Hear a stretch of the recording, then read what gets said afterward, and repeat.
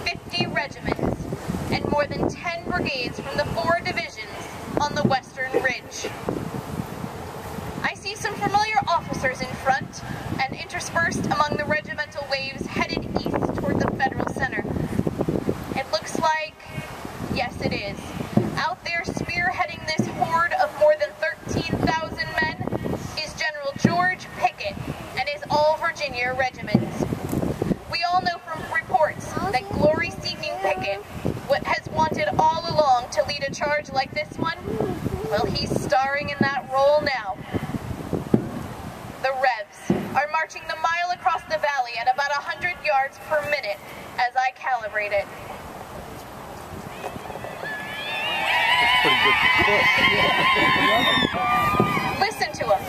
Most of them are giving that frightening rebel yell.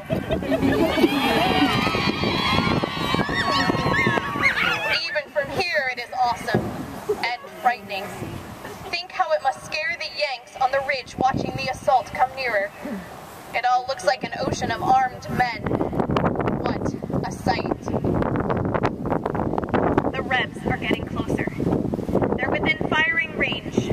The Union is lobbing artillery right into the charging Confederates. Oh my, one shell just exploded and wiped out half of the company. And there's another. About 100 yards to the left, 20 to 30 more Rebs have met their maker. This is a make-or-break attack for the South. I see General Lee with a few of his generals near him on his horse back in the woods. This charge was his decision. The agony must be unbearable. They're within 150 yards of the ridge now.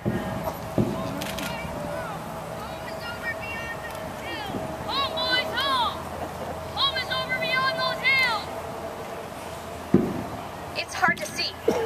Smoke is everywhere out there, but the assault continues despite the losses.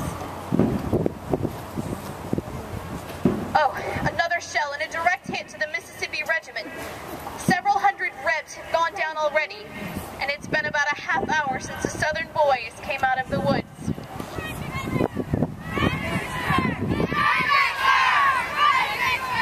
Listen, what was that? The Union troops on the angle are chanting something as they fire at the Rebs. I can't quite make it out.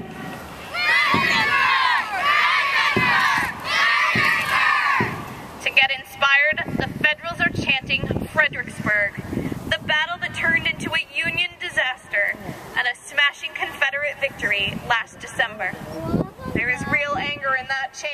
believe me. The Rebs are getting closer.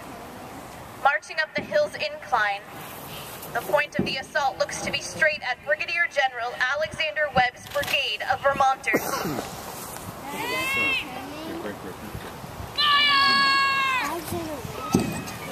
Glory to God! Glory to God! Save Vermonters to it! Vermont! The assault keeps coming. The Rebs are herded in a mangled mass from 15 to 30 deep. Both sides are exchanging volleys.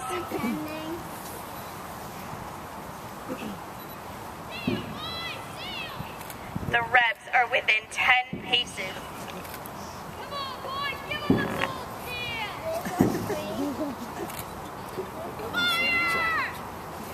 Who will follow me?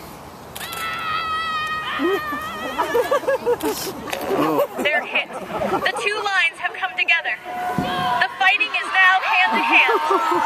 There's blood everywhere and fallen bodies. It is a slaughter. Some lucky or brave Rebs, only a handful, are pouring over the wall, and they've disappeared into a blue mass of Union boys.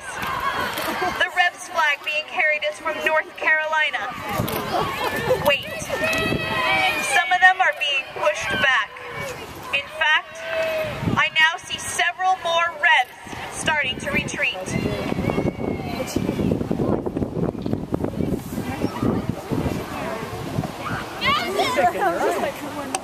Is the attack being repulsed? Yes. I see dozens, now hundreds of men in gray and butternut, ebbing down the slope of Cemetery Ridge. I see General Pickett. He's about an eighth of a mile behind his troops. He's shaking his head. Surely he won't take the blame for Lee's big gamble. His charge was one of awful grandeur. Hundreds more are in retreat. I hear no more rebel yells. What I do hear are cheers from the Union boys who have stopped the attack. Lee's army has been defeated. The Rebs are reaching the woods now. What is it that General Lee has been doing? He's been riding his horse Traveler back and forth among his retreating men, but now he is dismounted. He's walking amongst his men. He's speaking to him, but I can't hear what he's saying.